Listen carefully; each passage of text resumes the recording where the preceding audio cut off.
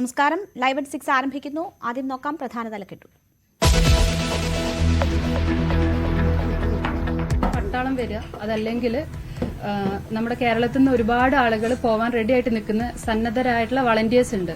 അവർക്ക് ഒരുപാട് എക്യുപ്മെന്റ്സ് നൽകാനുള്ള ടീംസ് ഉണ്ട്. അവരൊക്കെ റെഡിയാണ്. അതിനുള്ളൊരു പെർമിഷൻ അവിടുത്തെ സർക്കാരിൽ നിന്നും ലഭിക്കുക.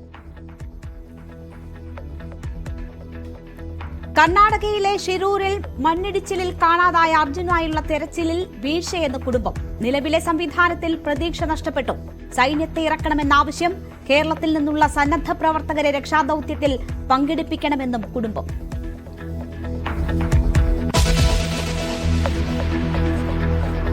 അർജുന്റെ രക്ഷാദൌത്യത്തിന് വെല്ലുവിളിയായി വീണ്ടും മഴയും മണ്ണിടിച്ചിലും. റഡാർ സിഗ്നൽ ലഭിച്ച സ്ഥലത്തെ മണ്ണ് നീക്കം ചെയ്യുന്നത് തടസ്സപ്പെട്ടു.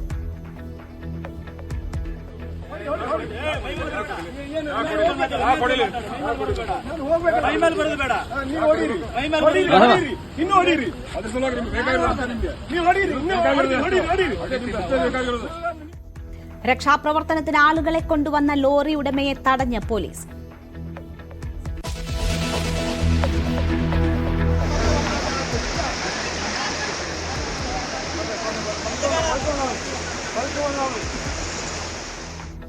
പാലക്കാട് ചിറ്റൂർ പുഴയിൽ കുടുങ്ങിയ 3 കുട്ടികളെ അഗ്നിരക്ഷാസേനയും പോലീസും ചേർന്ന് രക്ഷപ്പെടുത്തി. കുട്ടികൾ പുഴയിലിറങ്ങിയത് കളിക്കുന്നതിനിടെ നഷ്ടപ്പെട്ട പന്തെടുക്കാൻ.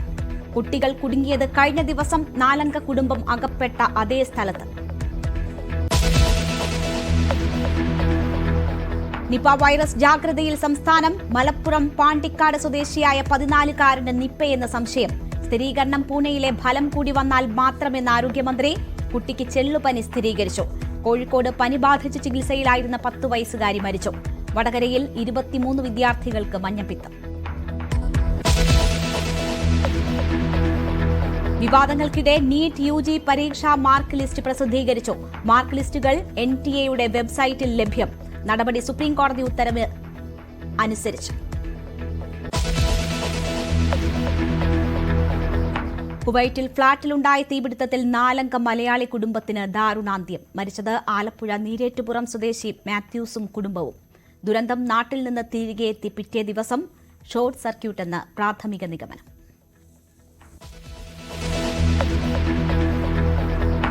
ബംഗ്ലാദേശിൽ സംവരണ വിരുദ്ധ കലാപത്തിൽ മരണം 105ആയി. 3000-ലേറെ പേർക്ക് പരിക്ക്. രാജ്യവ്യാപക കർഫ്യൂ. ഇന്റർനെറ്റ്, ടെലഫോൺ സംവിധാനങ്ങൾ നിശ്ചലം. 1000-ഓളം ഇന്ത്യൻ വിദ്യാർത്ഥികൾ മടങ്ങിയെത്തി.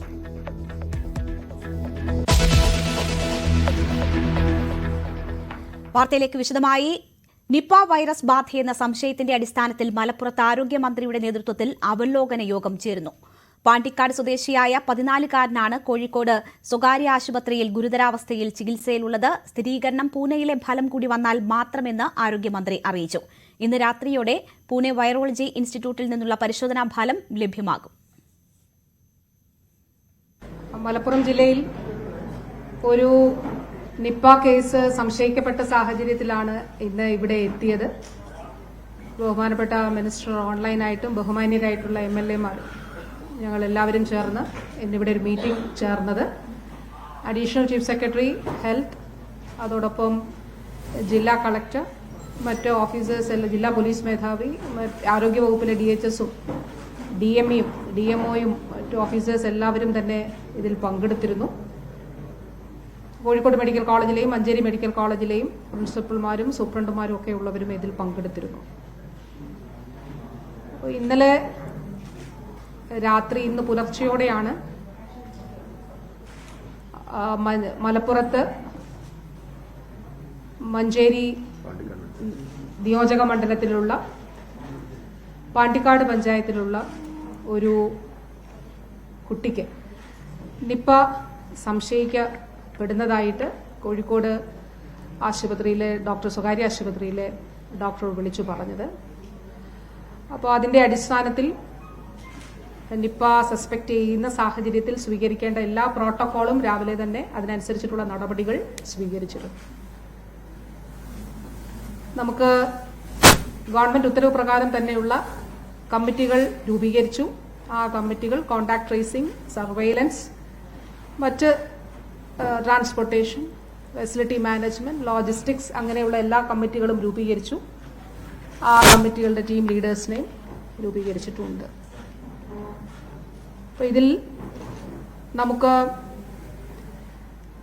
സ്റ്റേറ്റിൽ നടത്തിയ പരിശോധനകൾ, നമ്മുടെ സംസ്ഥാനത്ത് ഈ കേസുമായി ബന്ധപ്പെട്ട് സാമ്പിളുകൾ എടുത്ത് നടത്തിയ പരിശോധനകൾ പോസിറ്റീവാണ്.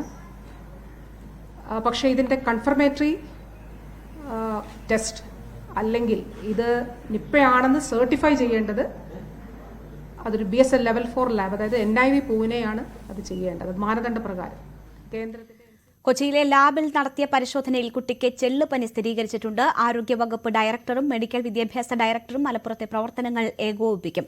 കുട്ടിയുടെ സമ്പർക്ക പട്ടിക ഉടൻ തയ്യാറാക്കും. നിപ പ്രോട്ടോകോൾ പ്രകാരമുള്ള പ്രവർത്തനങ്ങൾ നടത്താൻ പ്രത്യേക കമ്മിറ്റിയും രൂപീകരിച്ചു.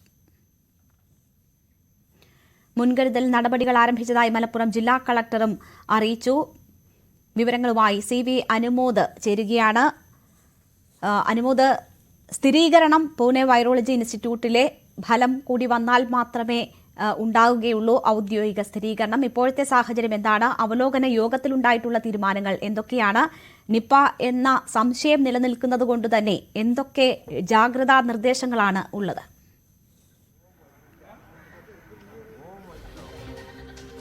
രേണുക, പൂനെ വൈറോളജി ഇൻസ്റ്റിറ്റ്യൂട്ടിലെ ഫലം പോസിറ്റീവ് ആയാലും ഇല്ലെങ്കിലും അതിനു മുൻപ് തന്നെ പ്രതിരോധ പ്രവർത്തനങ്ങൾ മലപ്പുറത്ത് ഊർജിതമായി തന്നെ തുടങ്ങിയിട്ടുണ്ട്. ഫലം പോസിറ്റീവ് ആവുകയാണെങ്കിൽ എടുക്കേണ്ട നടപടിക്രമങ്ങൾക്ക് ഇപ്പോൾ തന്നെ തുടക്കമായിട്ടുണ്ട്. ഈ കുട്ടിയുടെ സമ്പർക്ക പട്ടിക തയ്യാറാക്കുകയാണ് ആദ്യ ഘട്ടത്തിൽ ചെയ്യുന്നത്. അതുപോലെ തന്നെ ഈ കുട്ടിക്ക് നിപ്പ പോസിറ്റീവായി ഔദ്യോഗികമായി ഫലം വന്നാൽ എവിടെ നിന്നാണ് ഈ രോഗം വന്നിരിക്കുന്നത്, അതിൻ്റെ കാരണം എവിടെയാണ് എന്നുള്ളത് കണ്ടെത്തുകയാണ്. അതിനുള്ള നടപടികൾ ആരംഭിച്ചിട്ടുണ്ട്. ഈ കുട്ടിയെ ആദ്യം സ്കൂളിൽ ഒപ്പമുണ്ടായിരുന്നവർ, അതിനുശേഷം വീട്ടിൽ ഈ കുട്ടിയെ പരിചരിച്ചവർ, ഈ കുട്ടിയെ ചികിത്സിച്ച സ്വകാര്യ ആശുപത്രിയിലെ ഡോക്ടർമാർ, അവിടുത്തെ സ്റ്റാഫ്, അതേപോലെ തന്നെ ഇടപഴകിയവർ, ഇതിൻ്റെ എല്ലാം കൃത്യമായ സമ്പർക്ക പട്ടിക തയ്യാറാക്കുകയാണ് ആദ്യഘട്ടത്തിൽ ചെയ്യുന്നത്. ആ നടപടികളാണ് ഇപ്പോൾ പുരോഗമിക്കുന്നത്. ഏറ്റവും പ്രധാനപ്പെട്ട കാര്യം ഈ രോഗകാരണം എവിടെയാണ് എന്നുള്ളത് കണ്ടെത്തുകയാണ്. ഫലം പോസിറ്റീവ് ആണെങ്കിൽ അതിൻ്റെ അടിസ്ഥാനത്തിലായിരിക്കും തുടർ നടപടികൾ ഉണ്ടാവുക. സ്വാഭാവികമായിട്ടും കുട്ടി സ്കൂളിലെ മറ്റു വിദ്യാർത്ഥികൾക്കൊപ്പം എവിടെ നിന്നെങ്കിലും പോയിട്ടാണ് ഇത്തരത്തിൽ ഒരു സാഹചര്യം ഉണ്ടായിട്ടുണ്ടെങ്കിൽ ഒപ്പം ഉണ്ടായിരുന്നവർ, അതിൽ ലക്ഷണങ്ങൾ ഉണ്ടെങ്കിൽ അവരെ കൃത്യമായിട്ട് ഐസൊലേറ്റ് ചെയ്തിട്ട് അത്തരത്തിലുള്ള പരിശോധനകൾ നടത്തുക. ഇപ്പോൾ തന്നെ ഒരാൾക്ക് പനിയുണ്ട് എന്ന് സൂചനകൾ ലഭിച്ചപ്പോൾ തന്നെ ആ കുട്ടിയെ അല്ലെങ്കിൽ ഒപ്പം ഉണ്ടായിരുന്നവരെ നിലവിൽ തന്നെ സമ്പർക്ക പട്ടികയിലേക്ക് മാറ്റി ഐസൊലേഷൻ വാർഡിലേക്ക് മാറ്റി പരിശോധന സാമ്പിൾ ശേഖരിച്ചിട്ടുണ്ട്. അപ്പോൾ അത്തരത്തിൽ ഏറ്റവും പ്രധാനപ്പെട്ട ഒരു കാര്യം, നിലവിൽ ഈ ഒരു കുട്ടി താമസിക്കുന്ന പാണ്ടിക്കാട് എന്ന സ്ഥലത്ത് നിയന്ത്രണങ്ങൾ ഏർപ്പെടുത്തിയിട്ടില്ല എന്നുള്ളതാണ്. നാളെ അവധി ദിവസമായതുകൊണ്ട് തന്നെ കൂടുതൽ പൊതു സ്ഥാപനങ്ങളൊന്നും പ്രവർത്തിക്കാത്ത സാഹചര്യത്തിൽ ഫലം വന്നതിന് ശേഷം അത്തരം കാര്യങ്ങളിലേക്ക് നീങ്ങാം എന്നുള്ളതാണ്. പക്ഷേ ഫലം പോസിറ്റീവ് ആവുകയാണെങ്കിൽ മുൻപ് പേരാമ്പ്രയിൽ നടപ്പാക്കിയതുപോലെ തന്നെ ആ ഒരു മേഖല കേന്ദ്രീകരിച്ച് കൃത്യമായ കിലോമീറ്റർ ചുറ്റളവിൽ നിർദ്ദേശങ്ങൾ, കൃത്യമായ നിരോധനങ്ങൾ ഏർപ്പെടുത്തിക്കൊണ്ട് ഇതിനെ മറികടക്കാവുന്ന സംവിധാനങ്ങൾ ഏർപ്പെടുത്തുകയായിരിക്കും ചെയ്യുക. ദേശീയ ലാബിലെ അംഗീകാരം അല്ലെങ്കിൽ അതിന്റെ സർട്ടിഫിക്കേഷൻ ഉള്ള ലാബിൽ നിന്നുള്ള റിസൾട്ട് വന്നാൽ മാത്രമാണ് ഇതിൽ ഒരു സ്ഥിരീകരണം ലഭിക്കുകയുള്ളൂ. നിലവിൽ സംസ്ഥാനത്തെ ലാബുകളിൽ നിന്നെല്ലാം ഫലം പോസിറ്റീവാണ് എന്ന് മന്ത്രി പറയുമ്പോഴും ഇത് ഈ പൂനെ ഫലം അത് വരേണ്ടതുള്ളതാണ് ഏറ്റവും നിർണായകമായത്. അത് ഇന്ന് രാത്രിയോ നാളെയോ എത്തുകയുള്ളൂ. എന്താണെങ്കിലും ഈ ഒരു സാഹചര്യത്തെ നേരിടുവാൻ മലപ്പുറത്ത് എല്ലാവിധ സംവിധാനങ്ങളും ഒരുക്കിയിട്ടുണ്ട്. ഭയപ്പെടേണ്ട സാഹചര്യമില്ല. ഇതിനെ മറികടക്കാനുള്ള സംവിധാനങ്ങൾ സജ്ജമാക്കിയിട്ടുണ്ട് എന്ന ഉറപ്പാണ് മന്ത്രി വാർത്താ സമ്മേളനത്തിൽ പങ്കുവച്ചത്. അതുപോലെ തന്നെ മന്ത്രി ക്യാമ്പ് ചെയ്ത്, മന്ത്രിയും ആരോഗ്യവകുപ്പിലെ ഉന്നത ഉദ്യോഗസ്ഥരും മലപ്പുറത്ത് തന്നെ ക്യാമ്പ് ചെയ്ത് ഈ പ്രവർത്തനങ്ങൾക്ക് നേതൃത്വം നൽകുമെന്നും വാർത്താ സമ്മേളനത്തിൽ വ്യക്തമാക്കി. തീർച്ചയായും വലിയ ജാഗ്രതയിലേക്കാണ് നീങ്ങുന്നത്. നിപ എന്ന സ്ഥിരീകരണം ഔദ്യോഗികമായി പൂനെയിലെ ഫലം കൂടി വന്നതിന് ശേഷമേ ഉണ്ടാവുകയുള്ളൂ. പക്ഷേ നിപ എന്നത് കണ്ടു തന്നെയുള്ള ജാഗ്രതാ മുന്നറിയിപ്പുകൾ, അതിനനുസരിച്ചുള്ള നടപടികൾ ആരംഭിക്കുകയാണ്. മന്ത്രിയുടെ നേതൃത്വത്തിൽ അവലോകന യോഗം ഉൾപ്പെടെ ചേർന്നു. കോഴിക്കോട്ട് കൺട്രോൾ റൂം ഉൾപ്പെടെ തുറക്കുന്ന സാഹചര്യം. അനുമോദ്, വീണ്ടും ഒരു നിപ ഭീതി ഉടലെടുത്തിരിക്കുകയാണ്. ഏറ്റവും പ്രധാനം, നേരത്തെ അനുമോദ് സൂചിപ്പിച്ചതുപോലെ ഉറവിടം എന്ത് എന്നത് അറിയുക എന്നതാണ്. ഈ കുട്ടിയുടെ ചികിത്സയുമായി ബന്ധപ്പെട്ട് ഇതിനോടകം മനസ്സിലാക്കിയ കാര്യങ്ങൾ എന്തൊക്കെയാണ്? എവിടെ നിന്നാണ് ഇതിന്റെ സാധ്യത എന്നതാണ് സംശയിക്കുന്നത്.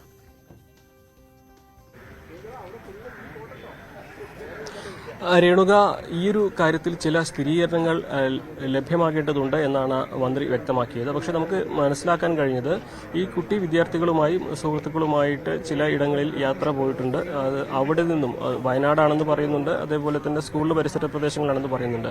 അവിടെ നിന്ന് എവിടെ നിന്നോ കഴിച്ച ഒരു ഫലമാണ് ഈ ഒരു അസുഖത്തിന്റെ കാരണമായത് എന്ന തരത്തിലുള്ള പ്രാഥമിക വിലയിരുത്തലാണുള്ളത്. അത് സ്ഥിരീകരിച്ചതല്ല, അത് പ്രാഥമിക വിലയിരുത്തലാണുള്ളത്. അങ്ങനെ ഒരു സ്ഥിരീകരണം ഉണ്ടാകുകയാണെങ്കിൽ ഒരു പക്ഷേ വയനാട് കേന്ദ്രീകരിച്ചും ഈ ആവശ്യമായ പരിശോധനകൾ നടത്തേണ്ടി വരും. കാരണം കുട്ടിക്ക് ഇതിനോടകം തന്നെ ചെള്ളു പനി ഉണ്ടെന്ന സ്ഥിരീകരണം വന്നിട്ടുണ്ട്. ചെള്ളുപനിക്ക് അടിസ്ഥാനമായത് വയനാട്ടിൽ നിന്നാണെന്നൊരു സൂചനയും ആരോഗ്യവകുപ്പിനുണ്ട്. ഇതൊക്കെ സ്ഥിരീകരണങ്ങളില്ലാത്ത സൂചനകളാണ്. അപ്പോൾ ഇത്തരം കാര്യങ്ങൾ കേന്ദ്രീകരിച്ചുകൊണ്ടാണ് ആരോഗ്യവകുപ്പിന്റെ പ്രാഥമികമായിട്ടുള്ള ഒരു അന്വേഷണം, ഇതിന്റെ ഉറവിടത്തെക്കുറിച്ചുള്ള അന്വേഷണം പുരോഗമിക്കുന്നത്. ഒന്നുകിൽ വയനാട് കേന്ദ്രീകരിച്ച് ഈ കുട്ടി നടത്തിയ യാത്രയിൽ സുഹൃത്തുക്കൾക്കൊപ്പം എവിടെ നിന്നെങ്കിലും കഴിച്ച പഴങ്ങൾ, അതല്ലെങ്കിൽ സ്കൂളിന്റെ പരിസരത്ത് നിന്ന് എവിടെയെങ്കിലും കഴിച്ച ഫലങ്ങൾ. എന്താണെങ്കിലും ഈ പക്ഷികൾ അല്ലെങ്കിൽ മറ്റ് ജീവികൾ അവരുടെ സ്രവം ഉൾപ്പെടുന്ന പഴങ്ങളിൽ നിന്നായിരിക്കാം ഈ നിപ്പ വൈറസ് ഈ ശരീരത്തിലേക്ക് കടന്നിട്ടുള്ളത് എന്ന് തന്നെയാണ് ആരോഗ്യവകുപ്പ് കരുതുന്നത്. അപ്പോൾ അങ്ങനെ ഒരു രോഗബാധ സ്ഥിരീകരിച്ചു കഴിഞ്ഞാൽ ഈ കുട്ടി മുൻപ് യാത്ര ചെയ്ത സ്ഥലങ്ങളും ആ കുട്ടിയുടെ കൂടെ യാത്ര ചെയ്ത ആളുകളും അതുപോലെ തന്നെ മറ്റ് ഇടങ്ങളൊക്കെ കൃത്യമായ രീതിയിൽ പരിശോധനയ്ക്ക് വിധേയമാക്കേണ്ടി വരും. അതൊക്കെ താഴെത്തട്ടിൽ ആരോഗ്യവകുപ്പിന്റെ താഴെത്തട്ടിലെ പ്രവർത്തനങ്ങൾ ഇതിനോടകം തന്നെ അതെല്ലാം കേന്ദ്രീകരിച്ചുകൊണ്ടാണ്. പക്ഷേ ഈ ഒരു പൂനെ ഫലം, ലാബിൽ നിന്നുള്ള ഫലം സ്ഥിരീകരിക്കാതെ, പോസിറ്റീവ് ആണെന്ന് സ്ഥിരീകരിക്കാതെ അത്തരം കാര്യങ്ങളിൽ കൃത്യമായിട്ടുള്ള ഒരു ആധികാരികമല്ലാത്ത വിവരങ്ങൾ പങ്കുവയ്ക്കാനാകില്ല എന്ന നിലപാടാണ് ആരോഗ്യമന്ത്രി വാർത്താസമ്മേളനത്തിൽ സ്വീകരിച്ചത്. പക്ഷേ നമുക്ക് ലഭ്യമാകുന്ന സൂചനകൾ ഇത്തരം യാത്രകളും അതിനോടനുബന്ധിച്ചിട്ടുള്ള കാര്യങ്ങളുമാണ് ഈ അസുഖത്തിന് കാരണമായത് എന്നുള്ളതാണ്.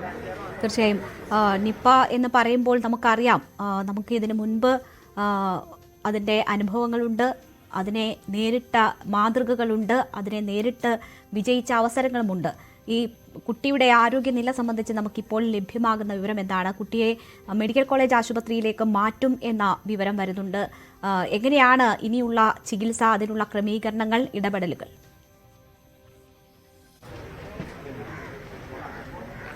രേണുക, കുട്ടിയുടെ ആരോഗ്യനില അതീവ ഗുരുതരമായിട്ട് തന്നെ തുടരുകയാണ്. 15-ാം തീയതി മുതൽ ഈ കുട്ടിക്ക് പനിയും ശ്വാസതടസ്സവും അതുപോലെ അപസ്മാരത്തെ തുടർന്നുള്ള മറ്റു ബുദ്ധിമുട്ടുകളൊക്കെ ഉണ്ടായിരുന്നു. അബോധാവസ്ഥയിലാണ് കുട്ടി ഇപ്പോഴും തുടരുന്നത്. 15-ാം തീയതി കുട്ടിയെ ആരോഗ്യനില മോശമായി തുടർന്ന് പെരിന്തൽമണ്ണ സ്വകാര്യ ആശുപത്രിയിൽ പ്രവേശിപ്പിച്ചിരുന്നു. അപ്പോഴും കുട്ടി അബോധാവസ്ഥയിലാണ്. ഇപ്പോഴും അതേ അവസ്ഥയിൽ തന്നെ തുടരുന്നു എന്നുള്ളതാണ് ഏറ്റവും വലിയ സങ്കടകരമായ കാര്യം. അതായത് ആരോഗ്യനിലയിൽ ഒരു തരത്തിലുള്ള പുരോഗതിയും ഇതുവരേക്കും ഉണ്ടായിട്ടില്ല എന്നുള്ളതാണ് ദുഃഖകരമായ കാര്യം. ഈ ഒരു ഘട്ടത്തിൽ ലഭ്യമായ എല്ലാ ചികിത്സയും നൽകുക, അത് കുടുംബത്തിന്റെ കൂടി അഭ്യർത്ഥന മാനിച്ചുകൊണ്ട് ആ കുട്ടിയെ കോഴിക്കോട് മെഡിക്കൽ കോളേജിലേക്ക് മാറ്റുവാനുള്ള ഒരു തീരുമാനം എടുത്തിട്ടുണ്ട് എന്നും ആരോഗ്യമന്ത്രി അല്പസമയം മുമ്പ് വ്യക്തമാക്കിയിരുന്നു. കുട്ടിയുടെ ആരോഗ്യനില അതീവ ഗുരുതരമായിട്ട് തന്നെ തുടരുകയാണ്. ഏറ്റവും പ്രധാനപ്പെട്ടത് കഴിഞ്ഞ ദിവസം ശേഖരിച്ച സാമ്പിളിന്റെ പരിശോധനാ ഫലം വരാനാണ്. ഏറ്റവും അവസാനത്തെ എടുത്ത സാമ്പിളിന് അത് 2 ദിവസത്തിന് ശേഷമേ വരികയുള്ളൂ എന്നതും പ്രധാനപ്പെട്ട ഒരു കാര്യമാണ്. എന്നാണെങ്കിലും നിലവിൽ കോഴിക്കോട് സ്വകാര്യ ആശുപത്രിയിൽ ചികിത്സയിലിരിക്കുന്ന ഈ കുട്ടിയെ കോഴിക്കോട് മെഡിക്കൽ കോളേജിലേക്ക് മാറ്റും എന്നുള്ളതാണ് ഏറ്റവും പ്രധാനപ്പെട്ട കാര്യം. കുട്ടിയുടെ ആരോഗ്യനില അതീവ ഗുരുതരമായിട്ടാണ് ഇപ്പോഴും തുടരുന്നത്. രേണുക, ശരി, തുടരുക അനുമോദ്. ഇപ്പോൾ നമുക്കൊപ്പം ഡോക്ടർ സുൽഫി ചേരുകയാണ്. IMA നാഷണൽ സോഷ്യൽ മീഡിയ കോർഡിനേറ്ററാണ് അദ്ദേഹം. ഡോക്ടർ സുൽഫി, ഒരിക്കൽ കൂടി നിപ്പ ഭീതിയിലേക്ക് നമ്മുടെ നാട് നീങ്ങുന്നു എന്ന് വേണം മനസ്സിലാക്കാൻ. കേരളത്തിൽ നടത്തിയ പരിശോധനകൾ പോസിറ്റീവ് എന്ന് ആരോഗ്യമന്ത്രി പറയുന്നു. പക്ഷേ പൂനെയിലെ ഫലം കൂടി വന്നാൽ മാത്രമേ ഔദ്യോഗികമായി അത് സ്ഥിരീകരിക്കുകയുള്ളൂ എന്നുകൂടി പറയുകയാണ്. നമുക്കറിയാം, നമ്മൾ നിപ്പയെ നേരിട്ട് പ്രതിരോധിച്ച് വിജയിച്ച മാതൃകകൾ നമ്മൾ മുന്നിലുണ്ട്. ഇപ്പോഴത്തേത് ഭയപ്പെടേണ്ടുന്ന സാഹചര്യമാണോ? തീർച്ചയായിട്ടും അല്ല. നിപ്പ പോലെയുള്ള ഒരു രോഗം കേരളത്തിൽ ആകമാനം പടർന്നു പിടിക്കുവാനോ അല്ലെങ്കിൽ ഒരു പക്ഷേ നമ്മുടെ കോവിഡ് പോലെയോ അല്ലെങ്കിൽ സാധാരണ വൈറൽ ഫീവർ പോലെയോ ലോകത്ത് കേരളത്തിൽ ആകമാനം പടർന്നു പിടിക്കാൻ സാധ്യതയുള്ള ഒരു രോഗമാണെന്ന് തീർച്ചയായിട്ടും കരുതാൻ കഴിയില്ല. കാരണം നമുക്കറിയാം, നിപ്പ ലോകത്തെല്ലായിടത്തും നിപ്പ വന്ന സ്ഥലങ്ങളിലൊക്കെ തന്നെയും ലിമിറ്റഡ് ആയിട്ടുള്ള ആൾക്കാരിൽ വരികയും പക്ഷെ അതിന്റെ മരണനിരക്ക് വളരെ കൂടുതലാണെങ്കിൽ പോലും വ്യാപകമായി പടർന്നു പിടിക്കാൻ സാധ്യത ഇല്ലാത്ത രോഗവുമാണ്. അപ്പൊ നാം ശ്രദ്ധിക്കേണ്ട കാര്യം തീർച്ചയായും ഈ ഇപ്പോൾ പടർന്നിരിക്കുന്ന കോണ്ടാക്റ്റുകളെ നമ്മൾ ട്രേസ് ചെയ്യുകയും അത്തരം ആൾക്കാരെ കൃത്യമായി ഐസൊലേറ്റ് ചെയ്യുകയും അവർ കോംപ്ലിക്കേഷനിലേക്ക് പോകാതെ നോക്കുകയും ചെയ്യുക എന്നുള്ള ഒരു കാര്യം ചെയ്യുകയാണ് ഏറ്റവും പ്രാധാന്യം അർഹിക്കുന്ന കാര്യം. അതോടൊപ്പം തന്നെ നമുക്ക് നാം മനസ്സിലാക്കേണ്ട മറ്റൊരു കാര്യം, ഈ നിപ്പ കഴിഞ്ഞ കാലങ്ങളിൽ കഴിഞ്ഞ 2 തവണയും നിപ്പ വന്നപ്പോൾ 2018 അതിനുശേഷവും വന്നപ്പോൾ നമുക്ക് കൃത്യമായ ഒരു പ്രതിരോധ സംവിധാനം, അതിന്റെ എക്സ്പീരിയൻസ് എല്ലാ ആരോഗ്യ പ്രവർത്തകർക്കും ഇപ്പോൾ ലഭ്യമാണ്. അതുകൊണ്ട് തന്നെ ഒരു ജാഗ്രത മാത്രമാണ് ആവശ്യം. കേരളത്തിലുടനീളം പടർന്നു പിടിക്കുവാനോ ധാരാളം ആൾക്കാരെ കൊന്നൊടുക്കുവാനോ ഉള്ള ഒരു സാധ്യത തൽക്കാലം കാണുന്നില്ല. പക്ഷെ തീർച്ചയായിട്ടും ആ കാര്യത്തിൽ ഒരു അഗ്രസീവ് ആയിട്ടുള്ള ഒരു കണ്ടെയ്ൻമെന്റ് സ്ട്രാറ്റജി ആ കാര്യത്തിൽ ഉണ്ടാകണം. അത് നടന്നുകൊണ്ടിരിക്കുന്നു എന്നാണ് വിശ്വസിക്കുന്നത്. ഇപ്പോൾ ആ കുട്ടിയെ സംബന്ധിച്ച് ചെള്ളുപനി സ്ഥിരീകരിച്ചിരിക്കുന്ന സാഹചര്യമുണ്ട്. കുട്ടി ഒരു യാത്ര പോയിരുന്നു. അപ്പോൾ എവിടെ നിന്നാണ് ഈ വൈറസ് ഉള്ളിൽ കടന്നത് എന്നത് സംബന്ധിച്ചൊരു സ്ഥിരീകരണം ഇതുവരെ ഉണ്ടാകുന്നില്ല. പല വിധത്തിൽ ആളുകളുമായി ഇടപെട്ടതിൻ്റെ ഒരു ഹിസ്റ്ററി ഇതിനോടകം ലഭിച്ചിട്ടുമുണ്ട്. ആ ഒരു സാഹചര്യത്തെ എങ്ങനെ കാണുന്നു? ഇത് പലപ്പോഴും നമുക്ക് നിപ്പ പോലെയുള്ള രോഗത്തിലെ കൃത്യമായിട്ട് ഏത് സ്രോതസ്സിൽ നിന്നാണ് നമുക്ക് അസുഖമുണ്ടായത് എന്ന് കണ്ടുപിടിക്കാനുള്ള ഒരു ബുദ്ധിമുട്ട് പലപ്പോഴും നമുക്ക് ഉണ്ടാകാറുണ്ട്. പക്ഷേ ഈ ലിമിറ്റഡ് ആയിട്ടുള്ള ആൾക്കാരല്ല, നമുക്കറിയാം ഈ നിപ്പ ഉണ്ടാകുന്നത് ഈ പഴവർഗ്ഗങ്ങളൊക്കെ ഇൻഫെക്റ്റഡ് ആയിട്ടുള്ള കണ്ടാമിനേറ്റഡ് ആയിട്ടുള്ള പഴവർഗ്ഗങ്ങളോ അല്ലെങ്കിൽ അത്തരം വസ്തുക്കളോ ഉള്ളിലേക്ക് പോകുന്ന ഒരു സ്ഥിതിവിശേഷത്തിലാണ്. അത്തരം വസ്തുതകൾ കൈകാര്യം ചെയ്യുന്ന ആൾക്കാർ തീർച്ചയായിട്ടും കരുതലോടുകൂടി മുന്നോട്ട് പോകേണ്ടതായിട്ടുണ്ട്. ഒരുപക്ഷെ നമുക്ക് അത് ഒരു ട്രേസ് ചെയ്യുകയും അതിന്റെ ഒരു സോഴ്സ് കണ്ടുപിടിക്കാൻ കഴിയുകയും ചെയ്യുകയാണെങ്കിൽ കൂടുതൽ കണ്ടെയ്ൻമെന്റ് സ്ട്രാറ്റജീസ് കൂടുതൽ ശക്തമായിട്ട് നമുക്ക് ചെയ്യാൻ കഴിയും എന്നുള്ളതാണ്. കഴിഞ്ഞ തവണയൊക്കെ തന്നെ നമുക്ക് അതിന്റെ ഒരു കണ്ടെയ്ൻമെന്റും മറ്റു കാര്യങ്ങളും ഒക്കെ ഒരു കോണ്ടാക്ട് ട്രേസിംഗും ഒക്കെ തന്നെയും നമുക്ക് ഏതാണ്ടൊക്കെ കുഴപ്പമില്ലാത്ത കുറ്റമറ്റ രീതിയിൽ ചെയ്യുവാൻ കഴിഞ്ഞു. ഇത്തവണയും അത് ചെയ്യാൻ സാധിക്കും. അത് നിയന്ത്രണ വിധേയമാകും എന്ന് തന്നെയാണ് പരിപൂർണമായിട്ടും. അപ്പോഴും ഡോക്ടർ സുൽഫി, ഇപ്പോൾ എന്റെ ഓർമ്മ ശരിയാണെങ്കിൽ ഇത് 5ാം തവണയാണ് സംസ്ഥാനത്ത് നിപ്പ ഭീതി ഉയരുന്നത്. നേരത്തെ 4 തവണ എന്തായാലും സ്ഥിരീകരണം ഉണ്ടായിട്ടുണ്ട്. കൂടുതൽ ശാസ്ത്രീയ പഠനങ്ങൾ ഇതുമായി ബന്ധപ്പെട്ട് വേണം എന്ന ഒരു സാഹചര്യമല്ലേ ഇത് ഓർമ്മിപ്പിക്കുന്നത്? നമ്മൾ ഇവിടെ നമ്മളുടെ ലാബുകളിൽ പരിശോധിച്ച് പോസിറ്റീവാണെന്ന് തെളിഞ്ഞിട്ടും ഇനിയും ഔദ്യോഗിക പ്രഖ്യാപനത്തിന് ഇപ്പോഴും കാത്തിരിക്കേണ്ടുന്ന സാഹചര്യമുണ്ട്. കേരളത്തിന്റെ പ്രത്യേക സാഹചര്യത്തിൽ അതിനൊക്കെ മാറ്റമുണ്ടാകണം എന്നതാണോ മനസ്സിലാക്കേണ്ടത്? പഠനങ്ങൾ നടത്തുകയും കൂടുതൽ ഗവേഷണങ്ങൾ നടത്തുകയും അതുമായിട്ട് ബന്ധപ്പെട്ട കാര്യങ്ങളിൽ കൂടുതൽ കുറ്റമറ്റതാക്കുകയും ചെയ്യുന്നതിന് തീർച്ചയായിട്ടും ഒരു ധാരാളം സാധ്യതകൾ കേരളത്തിൽ നിലവിലുണ്ട്. നമുക്ക് നമ്മുടെ രാജ്യത്ത് നിലനിൽക്കുന്ന ചില പ്രോട്ടോകോളുകൾ അല്ലെങ്കിൽ അസുഖം ഡിക്ലെയർ ചെയ്യുന്നതിന് വേണ്ട ചില കാര്യങ്ങൾ ആവശ്യമാണ്. അതുകൊണ്ട് തന്നെയാണ് പൂനെയിലെ വൈറോളജി ലാബിലെ ഫൈനൽ റിസൾട്ടിന് വേണ്ടി കാത്തിരിക്കേണ്ടി വരുന്നത്. അത്തരം ഒരു സാഹചര്യം ഒരുപക്ഷെ നിലവിലെ സാഹചര്യങ്ങൾ ഒഴിവാക്കാൻ പറ്റുന്നതല്ല. പക്ഷെ അറ്റ് ദ സെയിം ടൈം നമ്മുടെ ലാബുകളിലൊക്കെ തന്നെയും ഇപ്പോൾ ഏതാണ്ടൊക്കെ സുസജ്ജമായി വരുന്ന ലാബുകളിൽ കൂടുതൽ കുറ്റമറ്റ രീതിയിൽ കൂടുതൽ വിപുലമായ പരിശോധനാ സംവിധാനങ്ങൾ ഉണ്ടാക്കുന്നത് തീർച്ചയായിട്ടും നല്ലത് തന്നെയാണ്. ശരി, വളരെ നന്ദി ഡോക്ടർ സുൽഫി അവസരത്തിൽ ഞങ്ങളോട് സഹകരിച്ചതിന്. എന്തായാലും അന്തിമ ഫലത്തിനായി കാത്തിരിക്കുകയാണ്. പക്ഷേ അപ്പോഴും കനത്ത ജാഗ്രത തുടരുന്നു. നിപ്പ എന്നത് മുന്നിൽ കണ്ടുകൊണ്ടുള്ള ജാഗ്രതാ നിർദ്ദേശങ്ങൾ തന്നെയാണ് നൽകിയിട്ടുള്ളത്. കൺട്രോൾ റൂം തുറന്നിട്ടുണ്ട്. കുട്ടിയുടെ ആരോഗ്യനില മാറ്റമില്ലാതെ തുടരുകയാണ്. വീട്ടുകാരുടെ കൂടി അഭ്യർത്ഥന മാനിച്ചുകൊണ്ട് കുട്ടിയെ കോഴിക്കോട് മെഡിക്കൽ കോളേജ് ആശുപത്രിയിലേക്ക് മാറ്റാനുള്ള നീക്കങ്ങളാണ് നടക്കുന്നത്. ആരോഗ്യമന്ത്രി അവിടെ ക്യാമ്പ് ചെയ്ത് തന്നെ ഈ പ്രവർത്തനങ്ങൾക്കൊക്കെ നേതൃത്വം നൽകുമെന്നതാണ് നമ്മൾ മനസ്സിലാക്കുന്നത്. അന്തിമ പരിശോധനാ ഫലം ഇന്ന് രാത്രിയോടുകൂടി ലഭിക്കുമെന്നാണ് പ്രതീക്ഷിക്കുന്നത്. ഷിരൂരിൽ രക്ഷാദൌത്യം, അർജുനെ രക്ഷപ്പെടുത്താനുള്ള ദൌത്യം തുടരുകയാണ്.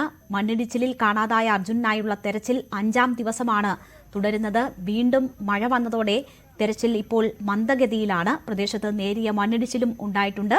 റഡാർ സിഗ്നൽ ലഭിച്ച സ്ഥലത്തെ മണ്ണ് നീക്കം ചെയ്യുന്ന പ്രവൃത്തി ഇതോടെ തടസ്സപ്പെട്ടിരിക്കുകയാണ്. തെരച്ചിലിൽ വീഴ്ചയുണ്ടാകുന്നു എന്നും എത്രയും വേഗം കരസേനയെ തെരച്ചിലിനായി നിയോഗിക്കണമെന്നും അർജുന്റെ കുടുംബം ആവശ്യപ്പെട്ടു. കേരളത്തിൽ നിന്ന് അവിടേക്ക് പോകാൻ തയ്യാറായി നിൽക്കുന്ന വോളണ്ടിയേഴ്സ് ഉണ്ട്. അവർക്ക് ആവശ്യമായ ഉപകരണങ്ങൾ നൽകാൻ തയ്യാറായി നിൽക്കുന്നവരുമുണ്ട്. ഇതിന്റെ സാധ്യതകൾ പരിശോധിക്കണമെന്നും കുടുംബം ആവശ്യപ്പെടുന്നു. അർജുനെ കണ്ടെത്തുന്നതുവരെ രക്ഷാദൌത്യം നിർത്തിവെക്കരുത് എന്നും കുടുംബം ആവശ്യപ്പെട്ടു. മാനുഷിക പരിഗണന കാണിക്കണം. ഇനി ഒരാൾക്കും ഇങ്ങനെ ഒരു അവസ്ഥയുണ്ടാകരുതെന്നും കുടുംബാംഗങ്ങൾ പറഞ്ഞു. ഈ മോനെ മാത്രം വിചാരിച്ചാണ് അവിടെ മണ്ണെടുക്കൽ തുടങ്ങിയത്. അവിടെ വാഹനങ്ങൾ വേറെ കിട്ടുന്നുണ്ട്, ബോഡികൾ കിട്ടുന്നുണ്ട്, ഒന്നും പുറലോകം അറിയുന്നില്ല. ഈ മോന്റെ വണ്ടി എത്തുമ്പോഴത്തേക്ക് എത്ര വണ്ടി കിട്ടി എന്നുള്ള കാര്യങ്ങളൊക്കെ പുറലോകം അറിയണം. എല്ലാവർക്കും നീതി കിട്ടണം. ഞങ്ങൾക്ക് ഞങ്ങളെ മോനെ എത്രയും പെട്ടെന്ന് കിട്ടണം. പിന്നെ അവിടുത്തെ സംവിധാനങ്ങളിൽ വിശ്വാസം ഞങ്ങൾക്ക് കുറഞ്ഞു. ഒന്നുകിൽ പട്ടാളത്തിന് ഇറക്കുക, അല്ലെങ്കിൽ കേരളത്തിലെ സന്നദ്ധരായ ജനങ്ങളെ വിടാൻ വേണ്ടിയിട്ട് അത് ചെയ്യാൻ വേണ്ടിയിട്ടുള്ള സമ്മതം ഒരു കൊടുക്കുക. ഇപ്പം ഞങ്ങൾക്ക് ഭയമുണ്ട് മക്കൾക്ക് എന്തെങ്കിലും ഹാനി സംഭവിക്കുമെന്നും കൂടെ. എന്താ വെച്ചാൽ മോന്റെ വണ്ടീന്റെ 2 ഓണർമാരിൽ ഒരാളെ അവിടുത്തെ SP വേദനയാക്കുന്നുണ്ട്. അപ്പോൾ ഇവിടുത്തെ മക്കൾക്കൊക്കെ ഒരു ഭയപ്പാടും കൂടെ ഉള്ളതാണ്. ഈ ഒരു ഭീകരാന്തരീക്ഷം കൂടിയാണ്. അവിടെ മറ്റ് കമ്മ്യൂണിക്കേഷനൊക്കെ ഒരു എന്താ വെച്ചാൽ ഭാഷേന്റെ വിഷയമുണ്ട്. മനസ്സിലെ ഈ കടലിരുമ്പ് പോലത്തെ ഈ അവസ്ഥ അതിന്റെ മുന്നിൽ പെട്ടിച്ച് അവിടെ ഈ റെസ്ക്യൂ പ്രവർത്തനത്തിന്റെ മന്ദഗതിയും കൂടെ കാണുമ്പോൾ ഒരു സംഭവിക്കുന്ന ഒരു അവസ്ഥ ഭയങ്കരമാണ്. അതിന്റെ ഉള്ളിൽ ഓരോ ചോരയാണ് ഉള്ളിൽ കിടന്നു കഴിഞ്ഞാൽ എന്തവസ്ഥയിലാണെന്ന് അറിയാത്തത്. കെ വി ബൈജു ഉണ്ട് വിവരങ്ങളുമായി. അവിടെ നിന്നും ബൈജു, കുടുംബം ഇപ്പോഴും പ്രതീക്ഷയോടുകൂടി കാത്തിരിക്കുകയാണ്. അപ്പോഴും അവർക്ക് അവിടുത്തെ സംവിധാനത്തിൽ പ്രതീക്ഷ നശിച്ചിരിക്കുന്നു എന്ന് പറയുന്നു. ഇന്ന് 5-ാം ദിനം ഇതുവരെ തുടർന്നു വന്ന രക്ഷാപ്രവർത്തനം ഇപ്പോൾ മന്ദഗതിയിലായിരിക്കുന്നു. മോശം കാലാവസ്ഥ അതിന് കാരണമായി പറയുന്നു. എന്താണ് ഇപ്പോൾ അവിടുത്തെ സാഹചര്യം? ഈ വെളിച്ചം മങ്ങിയാൽ രക്ഷാദൌത്യം തുടരുമോ? എന്താണ് അധികൃതർ പറയുന്നത്?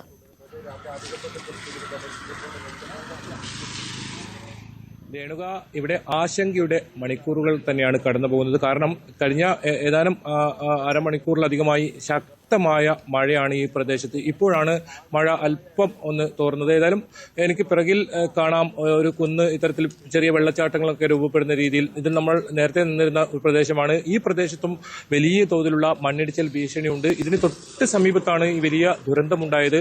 ഏതായാലും 9 മണിവരെ തിരച്ചിൽ നടത്താനാണ് ഇപ്പോൾ തീരുമാനിച്ചിട്ടുള്ളത്. ഏതെങ്കിലും കാരണവശാൽ ശക്തമായ മഴയുണ്ടായാൽ ആ സമയം തന്നെ തിരച്ചിൽ നിർത്തിവെക്കാനും സാധ്യതയുണ്ട്. എന്തായാലും 9 മണിവരെ തിരച്ചിൽ തുടരും എന്നാണ് നമ്മൾക്ക് ഇപ്പോൾ ഏറ്റവും പുതുതായി ലഭിക്കുന്ന വിവരം. ഏതായാലും ബന്ധുക്കളോ മറ്റ് സുഹൃത്തുക്കളോ ആരെയും തന്നെ ഈ പ്രദേശത്തേക്ക് ഇപ്പോൾ കയറ്റുന്നില്ല. ആ പ്രദേശത്ത് മുഴുവൻ ആൾക്കാരെയും മാറ്റി അത്തരത്തിലുള്ള ഒരു രക്ഷാപ്രവർത്തനമാണ് അവിടെ നടക്കുന്നത്. പക്ഷേ വളരെ മന്ദഗതിയിൽ 2-3 JCB ഉപയോഗിച്ച് ഈ റോഡിലുള്ള മണ്ണ് നീക്കം ചെയ്യുന്നതും, അതുപോലെ തന്നെ നേരത്തെ റഡാർ സിഗ്നൽ ലഭിച്ച ലോറി ഉണ്ട് എന്ന തരത്തിൽ റഡാർ സിഗ്നൽ ലഭിച്ച സ്ഥലത്ത് ഒരു JCB ഉപയോഗിച്ച് ആ മുകളിലെ മണ്ണ് നീക്കുന്നത്, അത്തരത്തിലുള്ള കാര്യങ്ങൾ മാത്രമാണ് നടക്കുന്നത്. ഇതിനിടയിൽ നാളെ മുഖ്യമന്ത്രി സിദ്ധരാമയ്യ ഈ സ്ഥലം സന്ദർശിക്കുന്നുണ്ട്. ഇന്ന് കേന്ദ്രമന്ത്രി കുമാരസ്വാമി വൈകിട്ടോടുകൂടി ഈ സ്ഥലം സന്ദർശിച്ചിട്ടുണ്ട്. ഏതായാലും നാളെ മുഖ്യമന്ത്രി വളരെ നിർണായകമാണ്. മുഖ്യമന്ത്രി വരുന്നത് ഏതായാലും ഇവിടുത്തെ നാട്ടുകാർക്കും വലിയ പരാതിയുണ്ട്. ഇവിടുത്തെ നാട്ടുകാരെയും കാണാതായിട്ടുണ്ട്. ഈ മണ്ണിനടിയിൽ 3-4 വാഹനങ്ങൾ അകപ്പെട്ടിട്ടുണ്ടെന്നാണ് നാട്ടുകാരും പറയുന്നത്. ഇതൊന്നും കണ്ടെത്താൻ ഇതുവരെ കഴിഞ്ഞിട്ടില്ല. ഏതായാലും കേരളത്തിൽ നിന്നും വലിയ ആവശ്യം ഉയർന്നത് അർജുനും ഒപ്പം അർജുൻ സഞ്ചരിച്ചിരുന്ന ഈ ലോറിയും എവിടെ എന്നൊരു ചോദ്യമാണ്. പുഴയിൽ ഇല്ല എന്ന് നേരത്തെ തന്നെ സ്ഥിരീകരിച്ചിരുന്നു. പുഴയിൽ ഏതെങ്കിലും ഇതിൽ മരം കയറ്റി വന്ന ഒരു ലോറിയാണ്. മരത്തിന്റെ തടി കഷ്ണം പോലും ഈ പുഴയിൽ നിന്നും കണ്ടെത്താൻ മുങ്ങൽ വിദഗ്ധർക്ക് വരെ സാധിച്ചിട്ടില്ല. അതുകൊണ്ട് തന്നെ പുഴയിലേക്ക് ഈ ലോറി അകപ്പെട്ടിട്ടില്ല. അങ്ങനെയെങ്കിൽ ഈ മണ്ണിനടിയിൽ തന്നെ ഉണ്ട് എന്ന തരത്തിൽ ഇന്നലെ തന്നെ സ്ഥിരീകരണം വന്നിരുന്നു. അതിനിടയിലാണ് റഡാർ സംവിധാനം മംഗളൂരുവിൽ നിന്നും കൊണ്ടുവന്ന് ഇത്തരത്തിൽ ഇന്ന് രാവിലെ പരിശോധന നടത്തുകയും കൃത്യമായ ഈ ലോറിയുടെ സിഗ്നൽ റഡാറിന് ലഭിക്കുകയും ചെയ്തത്. പക്ഷേ ആ സ്ഥലത്ത് ഇപ്പോഴും മണ്ണ് നീക്കം ചെയ്യാൻ ഇവർക്ക് കഴിഞ്ഞിട്ടില്ല. രക്ഷാസേനയ്ക്ക് ഇതുവരെ കഴിഞ്ഞിട്ടില്ല. ചെറിയ തോതിലുള്ള മണ്ണ് മാത്രമാണ് മുകളിൽ നിന്നും നീക്കം ചെയ്തതിൽ ഇവർ പറയുന്നത് ഈ പ്രദേശത്ത് ഇപ്പോഴും മണ്ണിടിച്ചൽ ഉണ്ട്, ചെറിയ തോതിൽ മണ്ണിടിച്ചൽ ഉണ്ട്. ഈ കുമാരസ്വാമി അവിടെ സന്ദർശിക്കുന്ന സമയത്തും നേരിയ തോതിലുള്ള മണ്ണിടിച്ചിൽ ഉണ്ടായി. അപ്പോൾ തന്നെ അവിടുന്ന് ആളുകളെ മുഴുവൻ മാറ്റുന്ന ഒരു സാഹചര്യം ഉണ്ടായി. എന്നാൽ ഈ പ്രദേശത്തൊക്കെ നമുക്ക് ഈ ദേശീയപാത, ഞാനിപ്പോൾ നിൽക്കുന്നത് പൂനെ മംഗളൂരു ദേശീയപാതയിൽ ഈ അപകടം നടന്നതിന് തൊട്ട് സമീപത്താണ്. എനിക്ക് പിറകിൽ കാണുന്ന ഈ കുന്നിലും നേരിയ തോതിലുള്ള ഇടിച്ചിലൊക്കെ കാണാം. അത് ചെറിയ വെള്ളച്ചാട്ടങ്ങൾ രൂപപ്പെടും. അത് പിന്നീട് വലിയ തോതിലുള്ള വെള്ളച്ചാട്ടമായി രൂപപ്പെടുകയും പെട്ടെന്ന് ആ കുന്ന് അപ്പാടെ ഇടിഞ്ഞ് താഴേക്ക് വരുന്ന ഒരു സാഹചര്യമാണ്. അതുകൊണ്ട് പോലീസ് പോലും ഈ സ്ഥലത്ത് നമ്മോട് നിൽക്കരുതെന്ന് പറഞ്ഞിട്ടുണ്ട്. എന്തായാലും ഈ 9 മണിവരെ തിരച്ചിൽ തുടരും എന്നാണ് പറഞ്ഞത്. ഇന്നലെയും അതേ സമാന അവസ്ഥയായിരുന്നു. 9 മണിവരെയായിരുന്നു തിരച്ചിൽ ഉണ്ടായത്. ഈ കുടുംബം ആവശ്യപ്പെടുന്നത് എത്രയും പെട്ടെന്ന് തിരച്ചിൽ ഊർജിതമാക്കി അത് മുഴുനീളം, അതായത് രാവിലെ വരെ തിരച്ചിൽ നടത്തി ഈ ലോറി കണ്ടെത്തണം, അർജുനെ കണ്ടെത്തണം എന്ന ആവശ്യമാണ് ഉന്നയിച്ചത്. പക്ഷേ പ്രതികൂല കാലാവസ്ഥ ആയതുകൊണ്ട് തന്നെ അത്തരത്തിൽ തെരച്ചിൽ രാത്രി തുടരാൻ പറ്റില്ല എന്നാണ് അധികൃതർ വ്യക്തമാക്കിയിരുന്നത്. ഏതായാലും വെളിച്ച സംവിധാനമൊന്നും ഇവിടെ ഇന്ന് ഏർപ്പെടുത്തിയിട്ടുമില്ല. അങ്ങനെയാണെങ്കിൽ രാവിലെ ഇന്ന് ഉണ്ടായ പോലെ തന്നെ 6:30 തിരച്ചിൽ പുനരാരംഭിക്കും. എന്തായാലും ഇതുവരെ ആ ലോറിയുടെ ഒരു ഭാഗം പോലും കണ്ടെത്താൻ കഴിഞ്ഞിട്ടില്ല എന്ന വളരെ ആശങ്ക ഉണ്ടാക്കുന്ന വാർത്ത തന്നെയാണ് നമുക്ക് ഇപ്പോൾ റിപ്പോർട്ട് ചെയ്യാനുള്ളത്. 100 മണിക്കൂർ കഴിഞ്ഞിരിക്കുന്നു. തീർച്ചയായും ബൈജു, ഇവിടെ ഇപ്പോൾ കുടുംബം വലിയ രീതിയിലുള്ള ആശങ്കയിലാണ്. അവർക്ക് അവിടെ ഉള്ളവർക്ക് പോലും ആ സംഭവ സ്ഥലത്തേക്ക് പോകാനുള്ള അനുമതിയില്ല. അവർ സ്വന്തം നിലയിൽ ആരെയെങ്കിലും ഇതിന്റെ പ്രവർത്തനങ്ങൾക്കായി എത്തിച്ചാൽ അവർക്ക് അനുമതി നൽകുന്നില്ല. അത് വാക്കുതർക്കങ്ങളിലേക്കും മറ്റു പ്രശ്നങ്ങളിലേക്കും ഒക്കെ പോയ സാഹചര്യം. ഈ സംവിധാനത്തിൽ പ്രതീക്ഷ നഷ്ടപ്പെട്ടു എന്നാണ് ആ കുടുംബം പറയുന്നത്. കേരളത്തിൽ നിന്നുള്ള സന്നദ്ധ പ്രവർത്തകരെ ഉൾപ്പെടെ ഏൽപ്പിക്കണം, സൈന്യത്തിന് കൈമാറണം തുടങ്ങിയ ആവശ്യങ്ങൾ കുടുംബം മുന്നോട്ട് വെക്കുന്നു. പ്രധാനമന്ത്രി ഇടപെടണമെന്നുള്ള ആവശ്യമുണ്ട്. കൂടുതൽ ഏതെങ്കിലും സംവിധാനങ്ങൾ ഉപയോഗിച്ചുകൊണ്ടുള്ള തിരച്ചിൽ എന്ന നിലയിലേക്ക് തീരുമാനങ്ങൾ മാറുന്നുണ്ടോ? അത്തരം ഇടപെടലുകൾക്ക് സാധ്യതയുണ്ടോ? സൈന്യത്തിന് ഏൽപ്പിക്കണം എന്ന കുടുംബത്തിന്റെ ആവശ്യം പരിഗണിക്കപ്പെടാൻ ഇടയുണ്ടോ?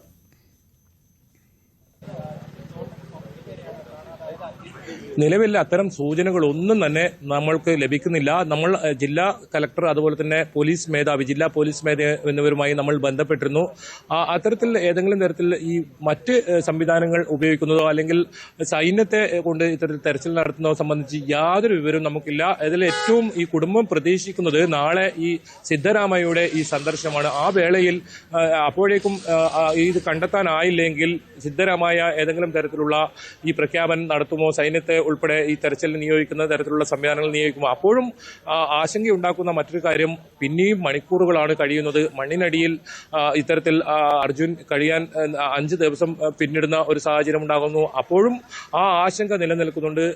അർജുൻ ജീവനോടെ തിരിച്ചു വരും എന്ന പ്രതീക്ഷയോടുകൂടിയാണ് നമ്മളും ഒപ്പം കുടുംബങ്ങളും അതുപോലെ തന്നെ ബന്ധുക്കളും ഒക്കെ സുഹൃത്തുക്കളും ഒക്കെ ഇവിടെ കാത്തിരിക്കുന്നത്. അതുപോലെ തന്നെ കേരളം ആകെ കാത്തിരിക്കുന്നത് ആ ഒരു വാർത്ത കേൾക്കാനാണ്. വലിയ ആശ്വാസമായിരുന്നു ഇന്ന് 11:30 നമ്മൾ ഈ സംഭവ സ്ഥലത്ത് എത്തുമ്പോൾ ഈ റഡാർ സിഗ്നൽ ഈ ലോറി കണ്ടെത്തിയെന്ന വളരെ ആശ്വാസകരമായ വാർത്തയാണ് വന്നതെങ്കിൽ പിന്നീട് ഈ രക്ഷാപ്രവർത്തനം ഉച്ചയ്ക്ക് ശേഷം നേരിയ മഴ വന്നതോടുകൂടി മന്ദഗതിയിലാവുകയും നിരാശ ജനിപ്പിക്കുന്ന രീതിയിലേക്ക് കാര്യങ്ങൾ പോവുകയുമായിരുന്നു. ഒപ്പം തന്നെ രേണുക സൂചിപ്പിച്ചതുപോലെ തന്നെ ഈ കുടുംബത്തിന്റെ ആവശ്യപ്രകാരം ഈ രഞ്ജിത്ത് ഇസ്രായേൽ ഈ പ്രദേശത്ത് ഇത്തരത്തിൽ രക്ഷാപ്രവർത്തനത്തിനായി അദ്ദേഹം എത്തിയിരുന്നു. അദ്ദേഹം നമുക്കറിയാം, നേരത്തെ ഉത്തരാഖണ്ഡിലൊക്കെ വലിയ മണ്ണിടിച്ചിലുണ്ടായപ്പോൾ അവിടെ രക്ഷാപ്രവർത്തനത്തിന് നേതൃത്വം നൽകിയ ഒരാളാണ്.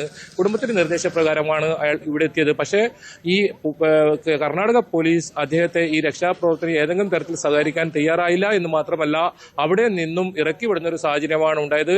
നേരിയ തോതിലുള്ള ഇവർ തമ്മിലുള്ള ചെറിയ സംഘർഷമൊക്കെ ഉണ്ടാകുന്ന ഒരു സാഹചര്യം കൂടി ഉണ്ടായി. ആ രീതിയിൽ ഇവരുടെ സമീപനം, ഈ കർണാടക സർക്കാരിന്റെ സമീപനം ഇപ്പോഴും ആ രീതിയിൽ തന്നെയാണ്. മാധ്യമപ്രവർത്തകരെ ആ പ്രദേശത്ത് കയറ്റിവിടാത്ത സാഹചര്യം രാവിലെ മുതൽ നമ്മൾ കണ്ടതാണ്. MLA, അതായത് കാർവാർ MLAയുടെ ഇടപെടലിലാണ് നമുക്ക് പിന്നീട് അങ്ങോട്ട് പോകാൻ തന്നെ സാധിച്ചത്. എന്തായാലും ഇനിയുള്ള ഓരോ മണിക്കൂറുകളും വളരെ നിർണായകമാണ്. അതിൽ എത്രത്തോളം സംവിധാനങ്ങൾ ഉപയോഗിക്കാൻ പറ്റുമോ അത്രത്തോളം സംവിധാനങ്ങൾ ഉപയോഗിച്ച് തെരച്ചിൽ നടത്തണമെന്ന ആവശ്യമാണ് ഉയരുന്നത്. നമ്മൾക്ക് ഇവിടെ നിന്നും റിപ്പോർട്ട് ചെയ്യാൻ പറ്റുന്നതും അത് തന്നെയാണ്. ഇവിടുത്തെ സാഹചര്യം മനസ്സിലാക്കി അത് തന്നെയാണ്. കാരണം ആ വലിയ കുന്ന് ഇനി കൂടുതൽ ഇടിഞ്ഞ് താഴേക്ക് പോകുന്ന സാഹചര്യം ഉണ്ടായാൽ അത് ഒരു പക്ഷേ വലിയ തീർച്ചയായും രക്ഷാപ്രവർത്തനത്തെ പോലും ദുർഘടമാക്കുന്നത് ആ ഒരു അവസ്ഥയാണ്.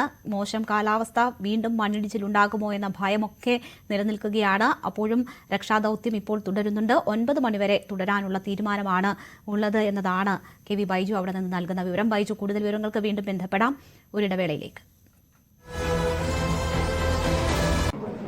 ആരോഗ്യമന്ത്രി വീണ്ടും മാധ്യമങ്ങളെ കാണുകയാണ്. നിപ്പ ഭീതി സംബന്ധിച്ചുള്ള വിവരങ്ങളിൽ കൂടുതൽ വിവരങ്ങൾ പങ്കുവെക്കാനാണ് വാർത്താസമ്മേളനം. നേരത്തെ സംസ്ഥാനം നിപ്പ എന്നത് സ്ഥിരീകരിച്ചിരുന്നു. മലപ്പുറം ജില്ലയിൽ നിന്ന് നിപ്പ സസ്പെക്ട് ചെയ്ത 14 വയസ്സുള്ള കുട്ടിയുടെ സാമ്പിൾ ഫലം NIV പൂനെ സ്ഥിരീകരിച്ചിരിക്കുകയാണ്. അത് നിപ്പ പോസിറ്റീവാണ്. അപ്പോൾ ഇപ്പോൾ ആ സ്ഥിരീകരണം ലഭിച്ചിരിക്കുന്നു. അപ്പോൾ തീർച്ചയായിട്ടും ഇനി ഇതിനനുസരിച്ചിട്ടുള്ള, ഞാൻ നേരത്തെ മീറ്റിംഗിന് ശേഷം സൂചിപ്പിച്ചതുപോലെ ഇതിനനുസരിച്ചിട്ടുള്ള നടപടിക്രമങ്ങൾ, പ്രത്യേകിച്ച് കോൺടാക്ട് ട്രേസിംഗ് വളരെ വളരെ പ്രധാനപ്പെട്ടതാണ്. ഹൈറിസ്ക് കോൺടാക്ട്സിലുള്ള അല്ലെങ്കിൽ ലോ റിസ്ക് ഈ കോൺടാക്ട്സിലുള്ള എല്ലാവരും തന്നെ നമ്മൾ കണ്ടെത്തപ്പെടുന്നുണ്ടെന്നുള്ളതും ഹൈറിസ്ക് കോൺടാക്ട്സിലുള്ളവരുടെ സാമ്പിൾ പരിശോധിക്കുന്നുണ്ട് എന്നുള്ളതും ഉറപ്പാക്കേണ്ടതായിട്ട് ഉണ്ട്. അപ്പോൾ തീർച്ചയായിട്ടും അതിനനുസരിച്ച് ആവശ്യമായിട്ടുള്ള ചില നിയന്ത്രണങ്ങൾ സാധാരണ എപ്പിക് സെന്റർ വെച്ച് 3 കിലോമീറ്റർ റേഡിയസിനുള്ളിൽ എന്നുള്ളതാണ്. അപ്പോൾ അതിനനുസരിച്ചിട്ടുള്ള നിയന്ത്രണങ്ങൾ ഉൾപ്പെടെയുള്ള കാര്യങ്ങൾ ആ രീതി ഉണ്ടാകും. അത് സംബന്ധിച്ചിട്ടുള്ള മറ്റ് വിശദമായിട്ടുള്ള കാര്യങ്ങൾ ഇപ്പോൾ കളക്ടറും ജില്ലാ പോലീസ് മേധാവിയും ഒക്കെ പങ്കെടുത്തിട്ടുള്ളൊരു മീറ്റിംഗ് ചേരുന്നുണ്ട്. അതിന്റെ അടിസ്ഥാനത്തിൽ തീരുമാനിക്കും. ആ കാര്യങ്ങളെക്കുറിച്ചിട്ട് പിന്നീട് വാർത്താക്കുറിപ്പിലൂടെ അറിയിക്കും. അപ്പോൾ പൊതുവിൽ നമുക്ക് ജില്ലയിൽ എല്ലാവരും ഒരു ജാഗ്രത പുലർത്തണം. മാസ്ക് ധരിക്കണം, പുറത്തിറങ്ങുമ്പോൾ മാസ്ക് ധരിക്കണം എന്നുള്ളതും, ഹോസ്പിറ്റലുകൾ പരമാവധി സന്ദർശിക്കാതെ ഇരിക്കുക. ഹോസ്പിറ്റലിൽ രോഗമായി കിടക്കുന്ന നമ്മുടെ ബന്ധുക്കളെ, സുഹൃത്തുക്കളെയൊക്കെ സന്ദർശിക്കാൻ ഈ ഒരു സമയം അതിനുപയോഗിക്കാതെ ഇരിക്കുക. ഹോസ്പിറ്റലിൽ ആവശ്യമുള്ളവർ മാത്രം പോവുക. ഹോസ്പിറ്റലുകളിൽ ആരോഗ്യ പ്രവർത്തകർ ഇൻഫെക്ഷൻ കൺട്രോൾ പ്രോട്ടോകോൾ പാലിക്കണം എന്നുള്ളതാണ്. അതോടൊപ്പം ബഹുമാനപ്പെട്ട CM മുഖ്യമന്ത്രി ആവശ്യമായിട്ടുള്ള നിർദ്ദേശങ്ങൾ നൽകിയിട്ടുണ്ട്. അതിന്റെ അടിസ്ഥാനത്തിൽ പൊതുവായി സ്വീകരിക്കേണ്ടതായിട്ടുള്ള നടപടികൾ സ്വീകരിക്കുന്നുമുണ്ട്. ഓക്കെ. മലപ്പുറത്ത് നിപ്പ സ്ഥിരീകരിച്ചിരിക്കുന്നു. സംസ്ഥാനത്ത് 5ാമതും നിപ്പ സ്ഥിരീകരണം ഉണ്ടായിരിക്കുകയാണ്. ചികിത്സയിലായിരുന്ന 14 വയസ്സുള്ള കുട്ടിക്കാണ് നിപ്പ സ്ഥിരീകരിച്ചിരിക്കുന്നത്. കൺട്രോൾ റൂം തുറന്നിരിക്കുന്നു.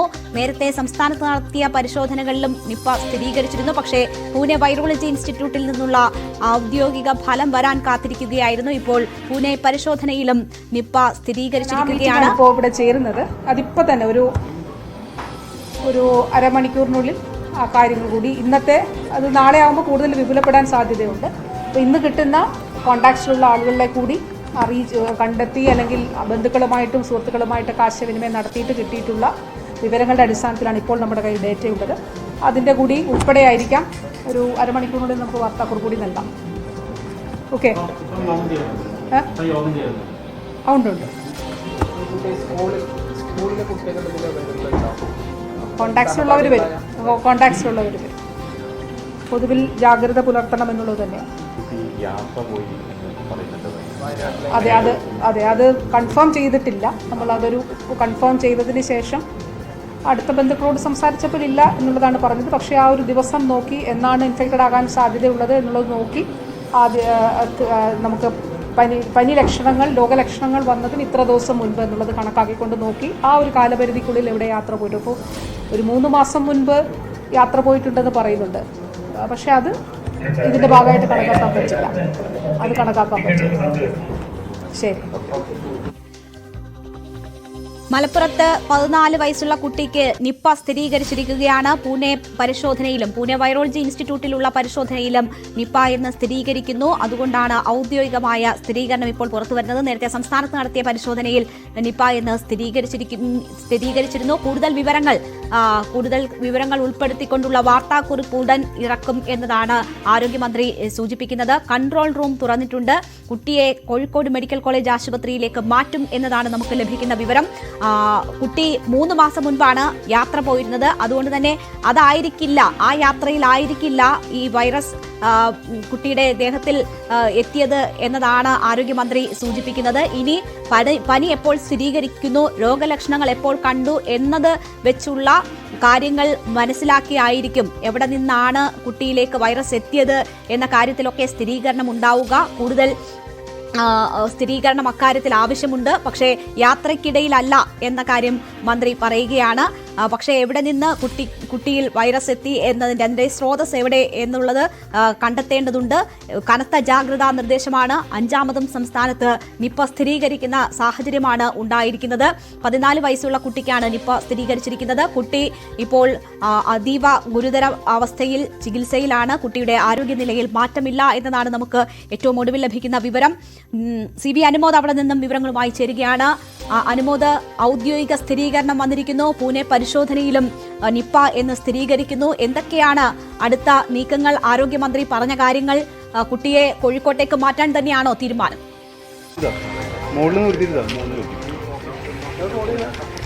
രേണുക, നിപ്പ ഔദ്യോഗികമായി സ്ഥിരീകരിച്ചു കഴിഞ്ഞിരിക്കുന്നു. പൂനെ വൈറോളജി ലാബിലെ ഫലം അല്പസമയം മുമ്പാണ് ലഭിച്ചത്. അതുകൊണ്ട് തന്നെ ഇത് സ്ഥിരീകരിച്ചുകൊണ്ടുള്ള വാർത്താ സമ്മേളനമാണ് മന്ത്രി നടത്തിയത്.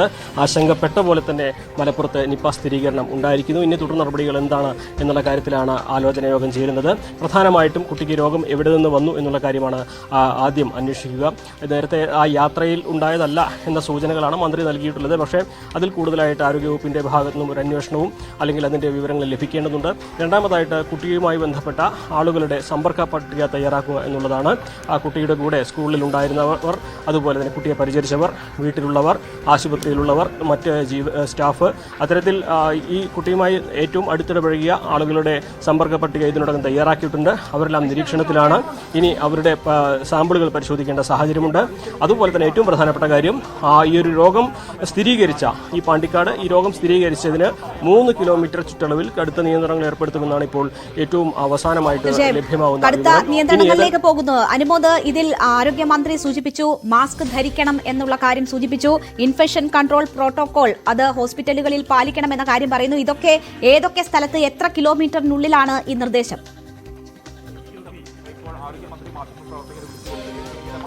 ഈ രോഗം സ്ഥിരീകരിച്ച പാണ്ടിക്കാടിന് 3 കിലോമീറ്റർ ചുറ്റളവിലാണ് ഇപ്പോൾ ഈ ഒരു കടുത്ത നിയന്ത്രണങ്ങൾ, കർശന നിർദ്ദേശങ്ങൾ ഉണ്ടാവുക.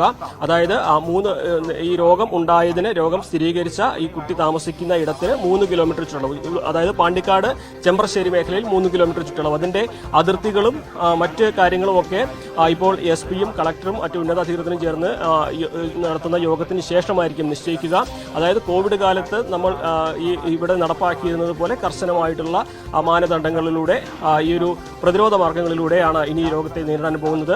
അവിടെ സമ്പർക്ക പട്ടികയിലുള്ളവർക്ക് കൃത്യമായ നിരീക്ഷണം ഉണ്ടാകും. അതുപോലെ തന്നെ അവരുടെ സെക്കൻഡറി കോൺടാക്റ്റിനെ കുറിച്ചുള്ള അന്വേഷണം ഉണ്ടാകും.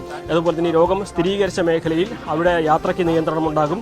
ഒരുപക്ഷെ നേരത്തെ പേരാമ്പ്രയിലൊക്കെ കണ്ടതുപോലെ ആ ഒരു മേഖല ഒഴിവാക്കിയിട്ടുള്ള ഗതാഗതമായിരിക്കും നിർദ്ദേശിക്കുക.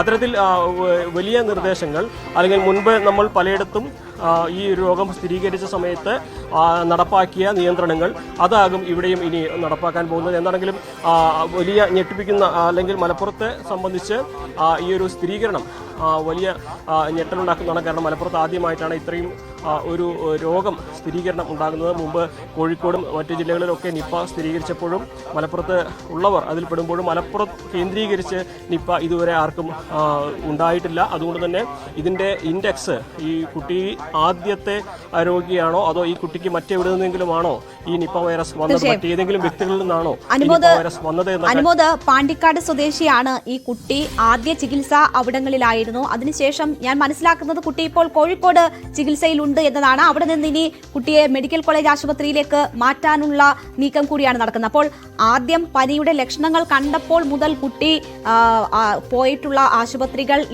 ഇവിടങ്ങളിലൊക്കെ ഉള്ളവർ അവരെ ക്വാറന്റൈൻ ചെയ്യേണ്ടതിന്റെ ആവശ്യം, അവരെ നിരീക്ഷണത്തിൽ വെക്കേണ്ടതിന്റെ ആവശ്യമൊക്കെയുണ്ട്. അപ്പോൾ വിപുലമായ 2 ജില്ലകളിൽ കേന്ദ്രീകരിച്ച് വിപുലമായ തരത്തിലുള്ള പരിശോധനകളും ജാഗ്രതാ നിർദ്ദേശവും മുന്നൊരുക്കങ്ങളും ഒക്കെ ആവശ്യമാണ്. ആരോഗ്യമന്ത്രി തന്നെയാണോ അതിന് നേതൃത്വം നൽകുക? എന്തൊക്കെയാണ് ഇതിനോടകം സ്വീകരിച്ചിട്ടുള്ള നടപടികൾ?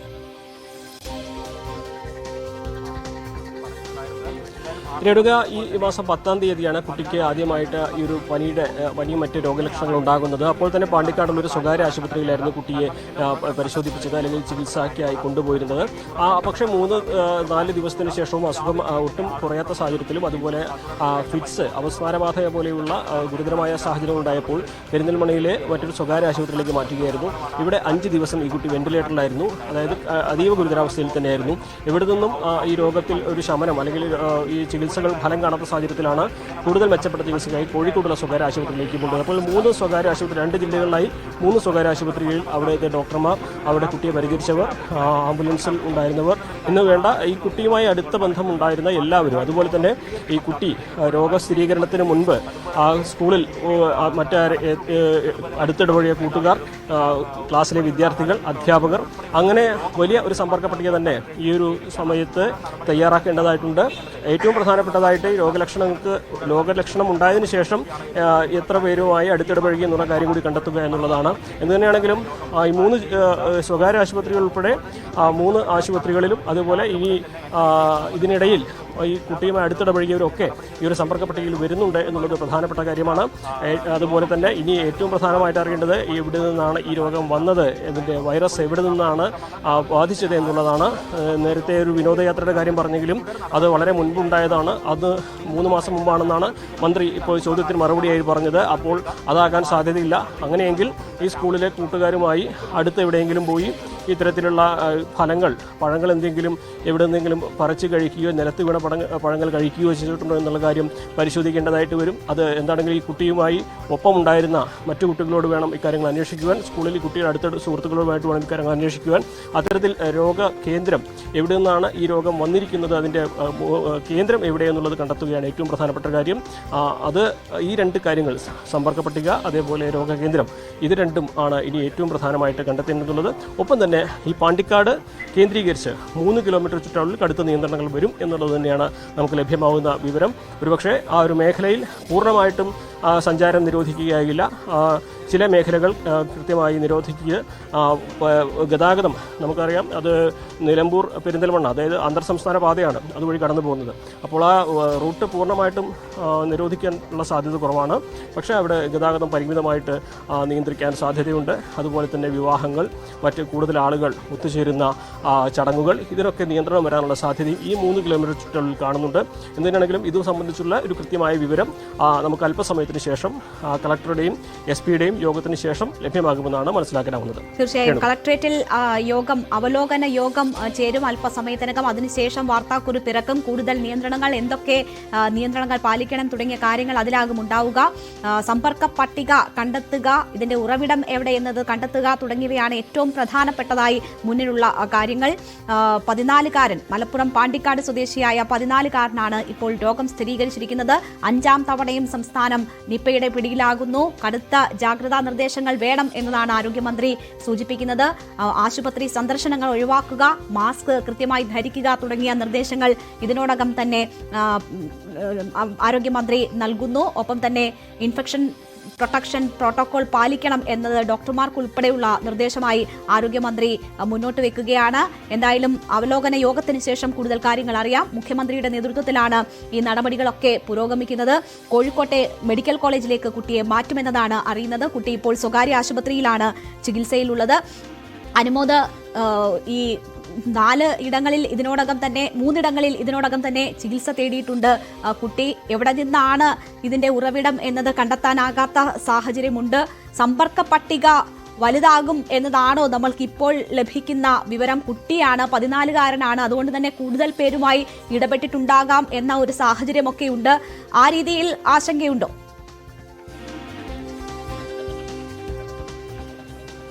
രേണുകത്തിൽ 2 കാര്യങ്ങളാണ് പ്രധാനമായിട്ടുള്ളത്. ഒന്ന്, ഈ കുട്ടി രോഗലക്ഷണങ്ങൾ കുട്ടിക്ക് വന്നതിന് ശേഷമുള്ള സമ്പർക്ക പട്ടിക. അതിനു മുൻപ് ഒരാഴ്ച ഈ കുട്ടി ഇടപഴകിയിരുന്ന സാഹചര്യങ്ങൾ.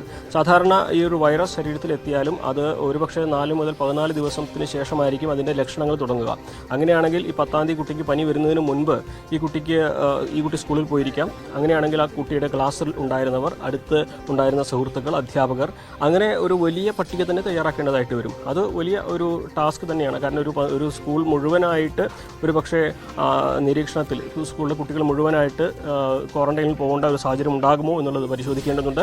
രണ്ടാമതായിട്ട്, ഈ രോഗലക്ഷണങ്ങൾ കാണിച്ചതിന് ശേഷം ഉള്ള സമ്പർക്കം, അത് കുട്ടിയെ ചികിത്സിച്ച ഡോക്ടർമാർ, പരിചരിച്ച നഴ്സുമാർ, കുട്ടിയുടെ അടുത്തിടപഴകിയ അച്ഛനമ്മ, അടുത്ത ബന്ധുക്കൾ, സുഹൃത്തുക്കൾ തുടങ്ങി, അത് രണ്ടാമത്തെ ഒരു ഘട്ടത്തിൽ വരുന്നതാണ്. അപ്പോൾ ആദ്യം ഈ പ്രധാനമായിട്ടും പരിഗണിക്കുന്നത് രോഗലക്ഷണങ്ങൾ കാണിച്ചതിന് ശേഷം ഈ കുട്ടി ഇടപഴകിയ ആളുകളുടെ ഒരു പട്ടിക തയ്യാറാക്കുന്നതിലാണ്. അതുപ്രകാരം നിലവിൽ ഒരു കൃത്യമായ ഡോക്ടർമാർ ഉൾപ്പെടെയുള്ളവർ നിരീക്ഷണത്തിലാണ്, ക്വാറന്റൈനിലാണുള്ളത്. അവരിൽ ആർക്കും തന്നെ ഇതുവരെ ലക്ഷണങ്ങൾ ഉണ്ടായിട്ടില്ല. പക്ഷേ ഈ കുട്ടിയുടെ കൂടെ ഉണ്ടായിരുന്ന ഒരു കുട്ടിക്ക് പനി ഉള്ളതായിട്ടുള്ള വിവരം ലഭിച്ചിട്ടുണ്ട്. ആ പനി ഉള്ള കുട്ടി നിരീക്ഷണത്തിലാണ്, സാമ്പിളുകൾ ശേഖരിച്ചിട്ടുണ്ട് എന്നാണ് അറിയുന്നത്. പക്ഷേ അതിൻ്റെ സ്ഥിരീകരണം നമുക്ക് കുറച്ചുകൂടി കഴിഞ്ഞതിന് ശേഷമേ ലഭ്യമാവുകയുള്ളൂ.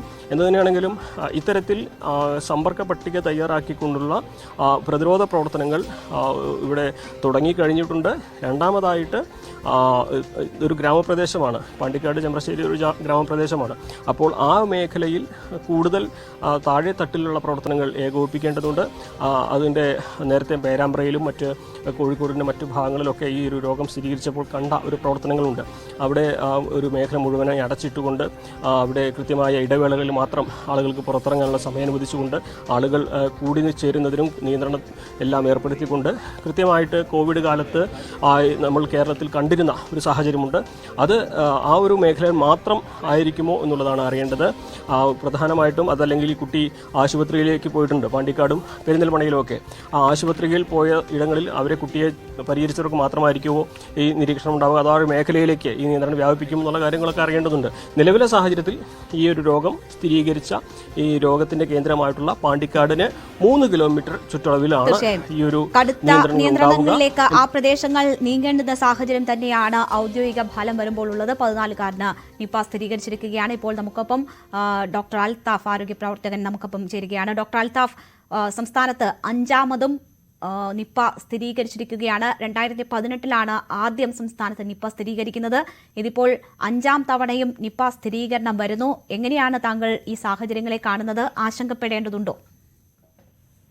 ഇല്ല, ഇത് ആദ്യം തന്നെ പറയേണ്ട ഒരു കാര്യം, ഇതിലിങ്ങനെ ഒരു ഭീതിജനകമായിട്ടുള്ളൊരു കാര്യം ഇല്ല എന്നുള്ളതാണ്. ആകെയുള്ള ഒരു പ്രശ്നം നിപ്പയുടെ ഒരു പൊതുവെ ഒരു മരണനിരക്ക് കൂടുതലാണെന്നുള്ളതും അതുപോലെ ഇതിന് ഒരു ഫലപ്രദമായിട്ടുള്ളൊരു ചികിത്സ ഇതുവരെയ്ക്കും നമുക്കത് ഡെവലപ്പ് ചെയ്യാൻ കഴിഞ്ഞിട്ടില്ല എന്നുള്ളത് 1-2 കാര്യങ്ങളുണ്ട്, പ്രശ്നങ്ങളുണ്ട് തീർച്ചയായിട്ടും. പക്ഷെ അതേസമയം ഇതൊരു വളരെ വ്യാപകമായിട്ട് പടരുന്ന ഒരു രോഗമല്ല എന്നുള്ളതാണ് വളരെ വ്യക്തമായിട്ട് മനസ്സിലാക്കേണ്ട ഒരു കാര്യം. നമ്മൾ 1998 ആദ്യമായിട്ട് നിപ്പ ഔട്ട്ബ്രേക്ക് മലേഷ്യയിൽ ഉണ്ടാകുന്നത്. അത് ആദ്യഘട്ടത്തിൽ 250ഓളം പേർക്ക് ഈ പന്നി ഫാമിലെ തൊഴിലാളിയൊക്കെ വന്നിരുന്നത്. അത് മുഴുവൻ പന്നിയിൽ നിന്ന് നേരിട്ട് മനുഷ്യരിലേക്ക് വരുന്നതായിരുന്നു. അതിനുശേഷം പിന്നെ ബംഗാളിലും ബംഗ്ലാദേശിലും ഒക്കെ 2001 മുതൽ ഇപ്പൊ 2024 വരെ ഏതാണ്ട് 10-28ഓളം ഔട്ട്ബ്രേക്കുകൾ ഉണ്ടായിട്ടുണ്ട്. ഇത്രയും ഔട്ട്ബ്രേക്ക് കേരളത്തിൽ ഉൾപ്പെടെ ഇത്രയും ഔട്ട്ബ്രേക്കുകളായിട്ട് 700ഓളം പേർക്ക് ബാധിച്ചു. അതിലൊരു 400-ൽ താഴെ ആൾക്കാർ മാത്രമേ മരണപ്പെട്ടിട്ടുള്ളൂ. അപ്പം ഇതില് കേരളത്തിലെ ആദ്യത്തെ ഔട്ട്ബ്രേക്ക് മാത്രമായിരുന്നു വ്യാപകമായിട്ട് ഒരു 23 പേർക്ക് ബാധിക്കുന്ന ഒരു സാഹചര്യം ഉണ്ടായി. അതിൽ 21 മരണങ്ങളുണ്ടായി. പക്ഷെ അതിനുശേഷം വന്ന എല്ലാ ഔട്ട്ബ്രേക്കുകളും ഓരോ കേസുകൾ കഴിഞ്ഞ വർഷം മാത്രമായിരുന്നു ഒരു 6 പേർക്ക് ബാധിച്ചത്. അപ്പൊ അങ്ങനെ വ്യാപകമായിട്ട് പടരാനുള്ള സാധ്യത എന്തായാലും ഇല്ല. പിന്നെ ആകെ ഉള്ളത് ഈ ആശുപത്രികളിൽ ചികിത്സയ്ക്ക് എത്തുമ്പം ആ രോഗികളിൽ നിന്ന് മറ്റുള്ളവരിലേക്ക് പകരാനുള്ള ഒരു സാധ്യത ഉണ്ടായിരുന്നു. പക്ഷെ അതും ഈ കോവിഡ് കാലത്തുണ്ടായിരുന്ന അണുബാധ നിയന്ത്രണ പ്രോട്ടോകോളുകളും അതുപോലെ മാസ്ക് ഉപയോഗിക്കുന്ന ശീലവും ഹാൻഡ് ഹൈജീൻ ഇതെല്ലാം കണ്ട് തന്നെ അങ്ങനെ വ്യാപിക്കാനുള്ള സാധ്യതയും ഇപ്പൊ കുറവാണ്. അതുകൊണ്ട് തന്നെ അങ്ങനെ ഒരുപാട് ആശങ്കപ്പെടേണ്ട കാര്യം എന്തായാലും ഇല്ല. പിന്നെ പക്ഷെ അതേസമയം ഇതെങ്ങനെയാണ് മനുഷ്യരിലേക്ക് ഇത് ആദ്യം പകരുന്നത് എന്നുള്ള കാര്യത്തിൽ നമുക്കിനിയും കണ്ടെത്തലുകൾ ആവശ്യമുണ്ട്. അത് ഇപ്പൊ ഈ കേസിലും വയനാട്ടിലുള്ള ഒരു ഇതിനെക്കുറിച്ചൊക്കെ പറയുന്നുണ്ട്. എനിവേ നമുക്ക് അതിനെക്കുറിച്ച് കൂടുതൽ മനസ്സിലാക്കിയാൽ മാത്രമേ ഇതെങ്ങനെയാണ് ആദ്യം മനുഷ്യരിലേക്ക് വരുന്നത്. കേരളത്തിലെ കേസിൽ മറ്റു സ്ഥലങ്ങളിലെയൊക്കെ നമുക്ക് കൃത്യമായിട്ട് അറിയാം. അത് ബംഗാളിലാണെങ്കിലും ബംഗ്ലാദേശിലും ഒക്കെ തന്നെ ഇപ്പോ വവ്വാലിന്റെ വിസർജ്യങ്ങൾ കലർന്ന പനങ്ങളിൽ കഴിക്കുന്നവരിലാണ് അവിടെ ആദ്യമായിട്ട് അത് വരുന്നത്. പിന്നെ അവരിൽ നിന്ന് മറ്റു മനുഷ്യരിലേക്ക് പകരാൻ സാധ്യത. പക്ഷെ കേരളത്തിൽ ഇതെങ്ങനെയാണ് ആദ്യ രോഗിക്ക് വരുന്നത് എന്നുള്ളത് നമുക്ക് ഇപ്പോഴും അതൊരു കൃത്യമായിട്ട് ഒരു കണ്ടെത്തൽ നടത്തേണ്ടിയിരിക്കുന്നു. ഇനിയും തീർച്ചയായും ഇവിടെ ഇപ്പോൾ ഈ കുട്ടിയെ 10-ാം തീയതിയാണ് പനി ലക്ഷണങ്ങളോട് കൂടി ആശുപത്രിയിൽ പ്രവേശിപ്പിച്ചതെന്നാണ് മനസ്സിലാകുന്നത്. 3 ആശുപത്രികളിലായി മാറിയുള്ള ചികിത്സ നൽകി. കണ്ടെത്താൻ വൈകി എന്ന ഒരു സാഹചര്യം ഉണ്ടോ? നമുക്ക് മുൻകാല അനുഭവങ്ങൾ ഉണ്ടായിരുന്നു, എന്നിട്ടും അതിലൊരു വൈകൽ ഉണ്ടായിട്ടുണ്ടോ?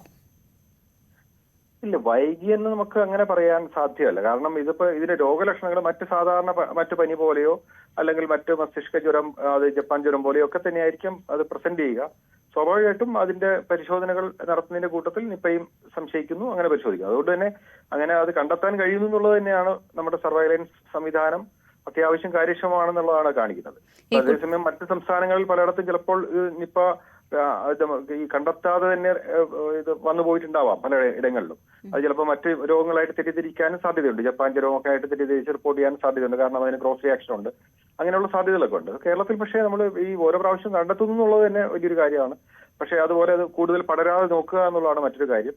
ഇനി ഏറ്റവും പ്രധാനപ്പെട്ട ഒരു കാര്യമുള്ളത് അത് എങ്ങനെയാണ് ആദ്യ രോഗിയിലേക്ക് പകരുന്നത് എന്നുള്ളത് കണ്ടെത്തേണ്ടിയിരിക്കുന്നത്. അത് മാത്രമാണ് അതിനകത്തൊരു നമ്മുടെ മുന്നിലുള്ളൊരു വെല്ലുവിളി. അത് അല്ലാതെ നമുക്ക് നമ്മുടെ ആരോഗ്യ സംവിധാനം ബാക്കി എല്ലാ സാഹചര്യങ്ങളും നേരിടാൻ പര്യാപ്തവുമാണ്.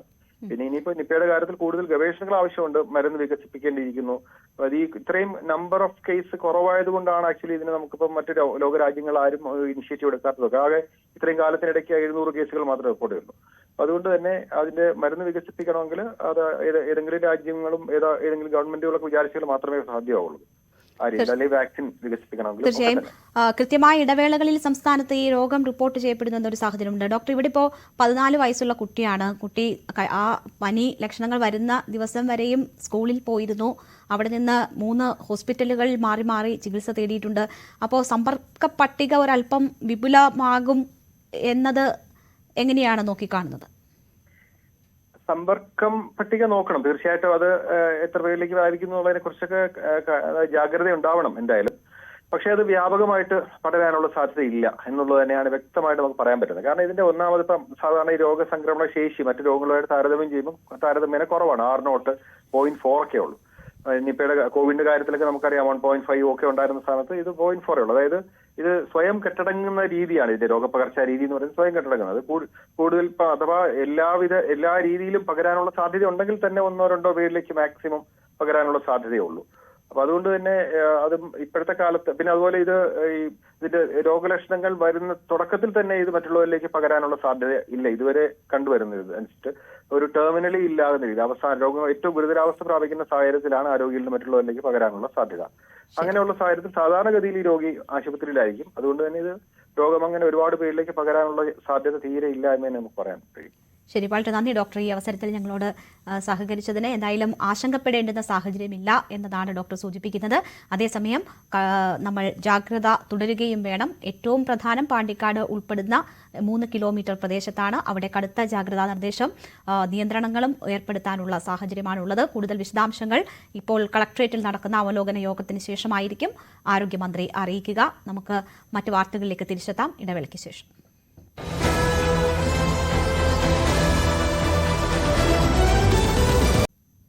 രാമകഥാസാഗരം.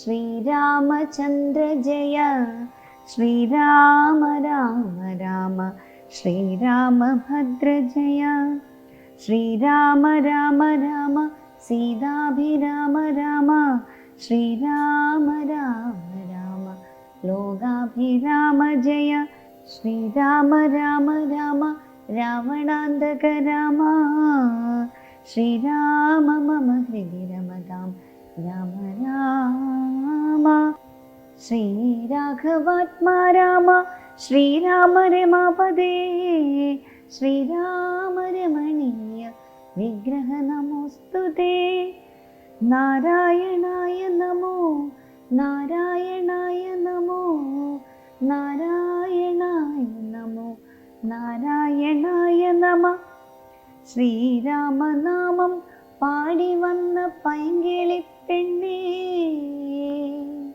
ശ്രീരാമചരിതം നീ ചൊല്ലിടുമടിയാതെ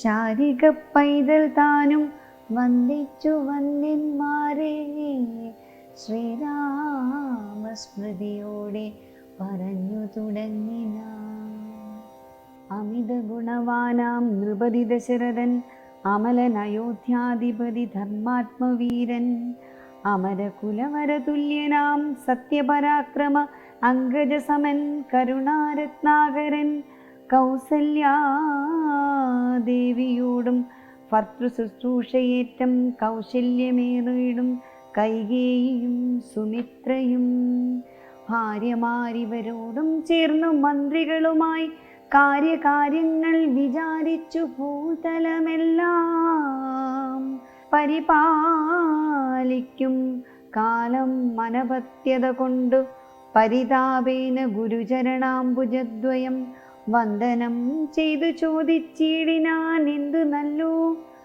നന്ദനന്മാരുണ്ടാവാൻ എന്നരുൾ ചെയ്തിടണം പുത്രന്മാരില്ലായകയാൽ എനിക്ക് രാജ്യാദി സമ്പത്ത് സർവവും ദുഃഖപ്രദമെന്നറിഞ്ഞാലും വരിഷ്ഠതബോധനൻ വസിഷ്ഠനതു കേട്ട് ചിരിച്ചു ദശരഥ നൃപനോടരുൾ ചെയ്തു നിനക്ക് 4 പുത്രന്മാരുണ്ടായി വരുമതു നിനച്ചു ഖേദിക്കേണ്ട മനസ്സേ നരപതേ വൈകാതെ വരുത്തണം ഋഷ്യശൃംഖനെ ഇപ്പോൾ ചെയ്തു നീ ഗുണനിധേ പുത്രകാമേഷ്ടി കർമ്മം തന്നുട നമ്മുടെ ഗുരുവായ വസിഷ്ഠ നിയോഗത്താൽ മന്നവൻ വൈഭണ്ഡകൻ തന്നെയും വരുത്തിനാൻ. ശാലയും പണി ചെയ്തു സരയൂ തീരത്തിങ്കൽ ഭൂലോകപതിയാഗം ദീക്ഷിച്ചാനതു കാലം. അശ്വമേധാനന്തരം താപസന്മാരുമായി വിശ്വനായക സമനാകിയ ദശരഥൻ വിശ്വനായകൻ അവതാരം ചെയ്വതിനായി വിശ്വാസഭക്തിയോടും പുത്രകാമേഷ്ടി കർമ്മം ഋഷ്യശൃംഖനാൽ ചെയ്യപ്പെട്ടോരാഹൂതിയാലെ വിശ്വദേവതാഗണം തൃപ്തമായതു നേരം. ഹേമപാത്രസ്ഥമായ പായസത്തോടും കൂടി ഹോമകുണ്ടത്തിൽ നിന്നു പൊങ്ങിനാൻ വന്യദേവൻ. താവകം പുത്രീയമിപ്പായസം കൈക്കൊള്ളുക നീ ദേവനിർമ്മിതമെന്നു പറഞ്ഞു പാവകനും. ഭൂപതിപ്രവരനു കൊടുത്തു മറഞ്ഞത് താപസാജ്ഞയാ പരിഗ്രഹിച്ചു നൃപതിയും ദക്ഷിണ ചെയ്തു നമസ്കരിച്ചു ഭക്തിപൂർവം. ദക്ഷനാം ദശരഥൻ തൽക്ഷണം പ്രീതിയോടെ കൗസല്യാദേവിക്കർത്ഥം കൊടുത്തു നൃപവരൻ ശൈഥില്യാത്മനാ പാതി നൽകിനാൻ കൈകേയിക്കും. അന്നേരം സുമിത്രയ്ക്കും കൗസല്യാദേവി താനും തന്നെ പാതി കൊടുത്തിടിനാൾ മടിയാതെ. എന്നത് കണ്ടു പാതി കൊടുത്തു കൈകേയും മന്നവൻ അതു കണ്ടു സന്തോഷം പൂണ്ടാനേറ്റം. ശ്രീരാമ രാമ ശ്രീരാമചന്ദ്ര ജയ ശ്രീരാമ രാമ രാമ ശ്രീരാമഭദ്ര ജയ ശ്രീരാമ രാമ രാമ സീതാഭിരാമ രാമ ശ്രീരാമ രാമ രാമ ലോകാഭിരാമ ജയ ശ്രീരാമ രാമ രാമ രാവണാന്തക രാമ ശ്രീരാമ മമ ഹൃദി രമതാം രാമ രാമ.